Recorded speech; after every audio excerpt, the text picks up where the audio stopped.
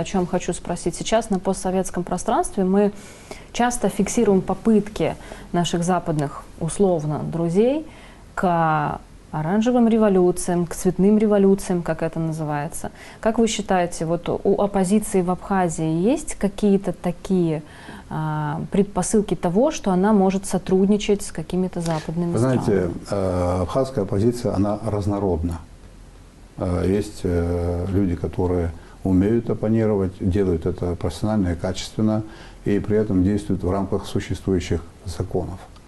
Но скажите мне, пожалуйста, вот как вы думаете, люди, которые понимают, насколько мы близки с Россией, насколько важно с Российской Федерацией сохранить особые отношения, люди, которые знают объем той поддержки и помощи, которую нам оказывает Россия, Россия, которая обеспечивает нашу военную безопасность. Мы же не подписали еще договор с Грузией о неприменении силы.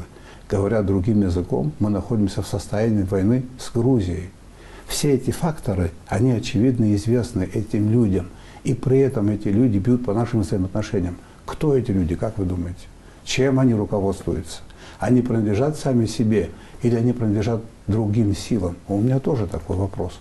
Я не понимаю этих людей, потому что часть из них это бывшие руководители высокого уровня, высокого ранга. Они занимают высокие должности. Некоторые сейчас занимают, там, являются депутатами парламента. Они эти вещи не могут не знать. Их действия непонятны с этой точки зрения. Поэтому народ Абхазии это не приемлет. Я уверен в этом. У нас многонациональный народ, мы тяготеем к России, но мы сохраняем свою независимость. Мы строим свою страну, свое государство. При этом и нам в этом помогают. Единственное крупное государство в мире, член Совета Безопасности Организации Объединенных Наций, которое нас признала Россия, в картах, которые выпускаются в других государствах, такого государства, как Абхазия, нет. Как можно на кого-то из них рассчитывать? О чем идет речь вообще? Для чего это делать? Поэтому для того, чтобы оторвать Абхазию от России, испортить наши союзнические отношения, вернуть состав Грузии. Такие силы есть, конечно, за пределами Абхазии. Есть, видимо, агентура соответствующая, это не отрицаю, такое было, когда-то руководили специальной службой. Все эти механизмы работают. И часть некоторых неправительственных, недружественных России и Абхазии организаций. Конечно, они этого хотят.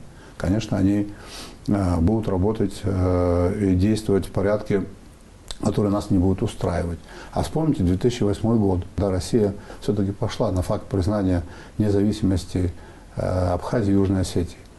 Как отзывались об этом лидеры европейских государств, другие международные европейские организации, что это неправильный поступок, что это подрывает их доверие к России. Первые проблемы в России, одни из таких сложных проблем, не то чтобы уже изоляция, а вот холодок пошел после признания.